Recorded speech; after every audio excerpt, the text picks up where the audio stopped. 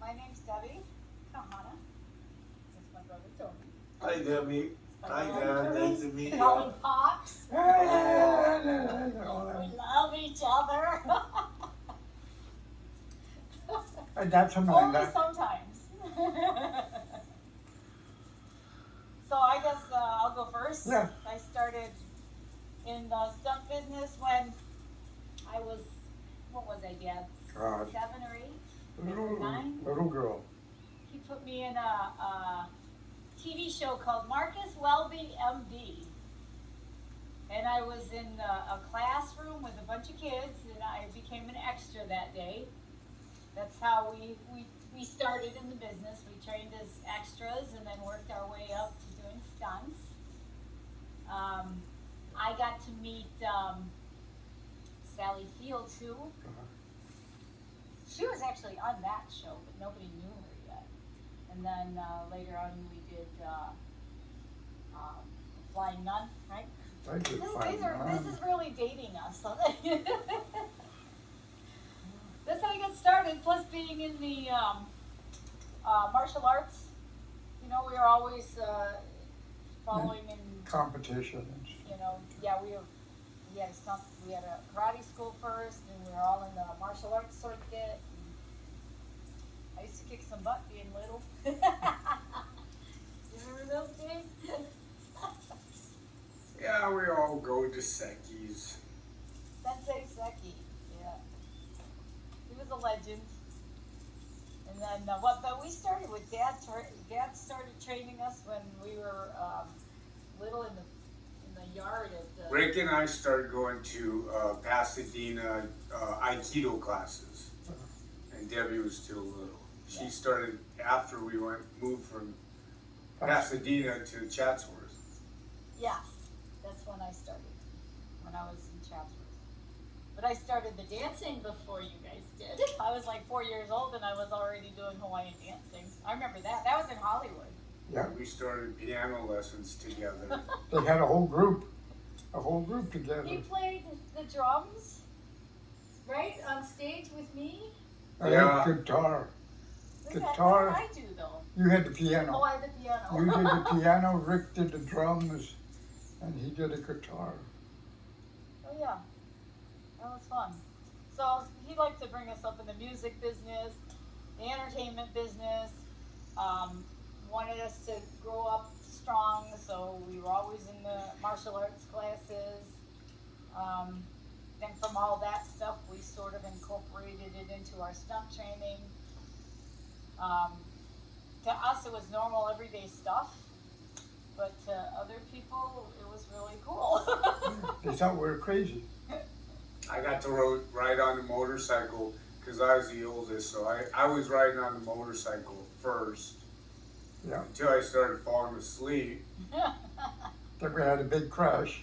And then Dad tied me around his waist with a belt, and I fell asleep, and we crashed on the Hollywood freeway.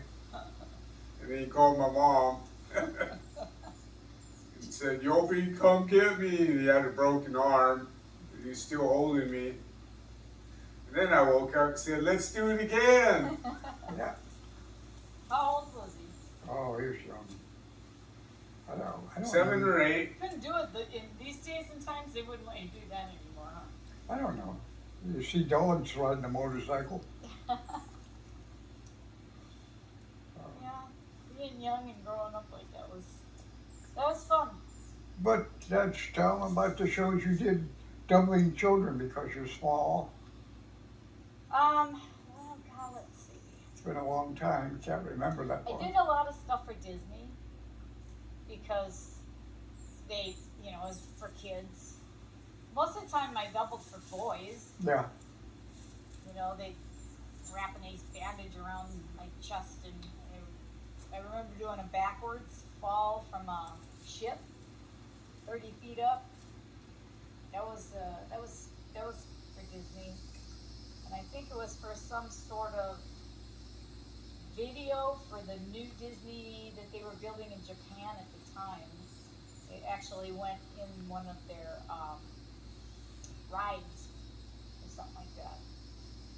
Kind of like a Pirates of the Caribbean thing, and you see me falling off. Wah. Yeah, but you've done explosions, you've done high falls, you've done car rolls. There's many things that you've done through the years.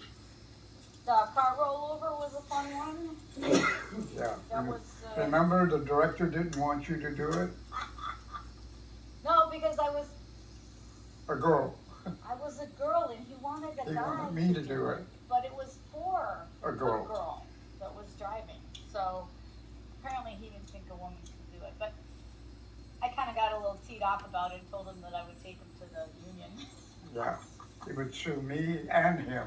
And he said, but your father's the stunt coordinator. I said, I don't care, I'll sue him too. Yeah, woman's right. And then I got to go ahead and do it, and afterwards He loved it. he was really impressed with it, and everybody was clapping, and I was in here in Florida, yeah, it was. Mokanaki or Pupinaki, whatever the name of that city was. I don't know.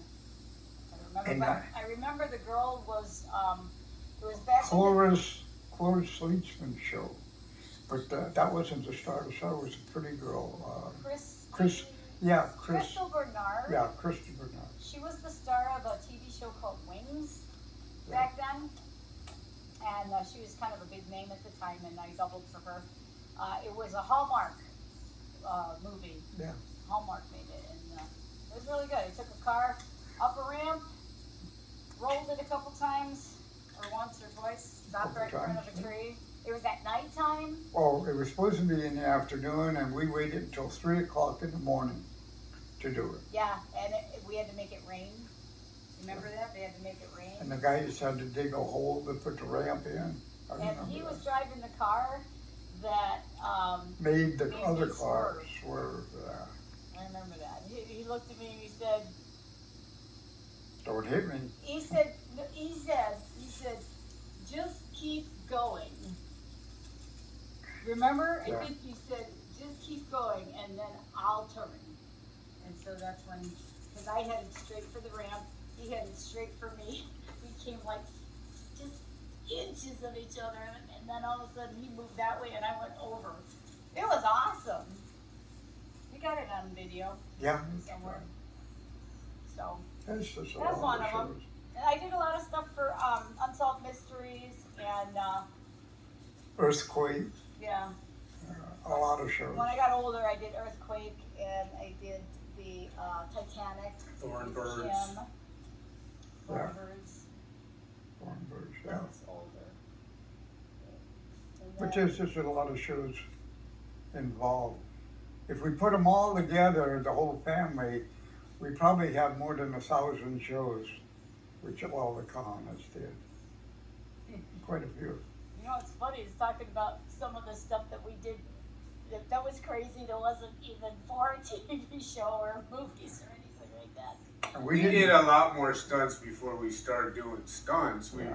We were in Mexico City once, and Dad went down there to do a fire knife dance for a couple months, and Debbie, Rick, and I, Kim was sleeping in a drawer in the closet, and we got our first taste of fire, and we tried to put the fire out. We threw it underneath the bed where my uncle Blackie was sleeping. He thought we tried to put him on fire. And we started playing with all that explosion stuff early. And when I was playing with it, I cinched my eyebrows. I put gunpowder in a outlet, and I went to see what happened, and it poofed, and it burned off all my eyelashes and my facial hair. And luckily it didn't blind me. There's a big bright light, you know. It was just enough, though. It was gunpowder. I remember sticking a fork in the light socket when I lived in a little trailer next to the house, and I stuck a fork in the light socket. That thing went flying out. And with the fire that you're talking about, I was like, what was I, 4? You were And young. they told me, Tony and Rick told me to go get some water to put out the fire. And I grabbed a little tiny cup from the bathroom, you know, one of those little tiny ones that you use to spit out water, and I was going back and forth with that to try and get it out. A lot of memories. They were Yeah, brought up. Debbie and I and Rick, we were on our way to the liquor store to get ice cream or something in Mexico City, and we went around the corner. There's a mad dog with rabies, and Rick went one way and Debbie went the other way, and I tried to go up the window, and the dog got me right on the rear end, right on the butt, and I got sick and had to go to He has rabies. the hospital for 21 days. I got 21 shots in my stomach, and a peso a day. He gave me a peso a day, and then after that I bought mask and flipper and fins. But the very last day, the 21st day, I didn't cry because those needles were long. Boy, it hurt like hell. And yeah, I wouldn't advise running around that place and get bit by a dog with rabies anywhere to anybody because those shots hurt.